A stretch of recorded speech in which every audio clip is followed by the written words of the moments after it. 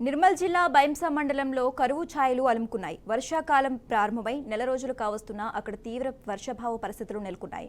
వర్షాలు పడకపోవడంతో మండల వ్యాప్తంగా ఉన్న 15,000 ఎకరాల్లో పత్తి, సోయా విత్తనాలు మొలకెత్తలేదు. దీంతో రైతులు తీవ్రంగా నష్టపోయారు. కొన్ని ప్రాంతాల్లో సోయా పంటకు సంబంధించిన మొలకలు అంతంత మాత్రంగానే వచ్చాయి. దీంతో రైతులు మళ్లీ పొలంలో సోయా విత్తనాలు వేయాల్సిన పరిస్థితి వచ్చింది.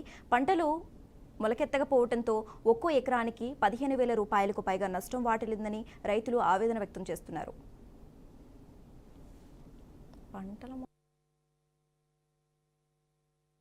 మిరుగుడు వచ్చిన సంది ఒకటే వర్షం పడ్డది పెద్దదని అలికేసినాం.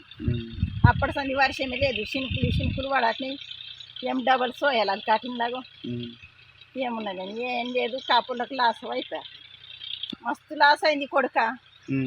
ఇక చిన్నగా అంటేవి 50-60 ఏళ్ళు అయినాయి. చిన్నగా కాస్కరంటే పెద్దోళ్ళకైతే 1,00,000 రూపాయలకి అయింది. ఇంకేమున్నది. ఇప్పుడు జూన్ 7కి వెళ్ళి మెరుగు అయింది కదా, ఇప్పటి వరకు మాకు ఒక్క గొంగటి కడుపు కూడా వర్షం లేదు. అన్ని గ్రామాలకు ఉన్నాయి. దేగాము నుంచి అంటే శిలారా, ఉమ్రి, బోర్గాం వరకు 4 ఊర్లకు వచ్చే చుక్క లేదు మాకు ఆన. అటువంటిది మేము సోయలు ఇటు పడుతుంది అటు పడుతుంది అని మొత్తం సోయలు అలికేసినాం. మొత్తం మొలికెత్తి మాడిపోయినాయి అందనే భూమిలో.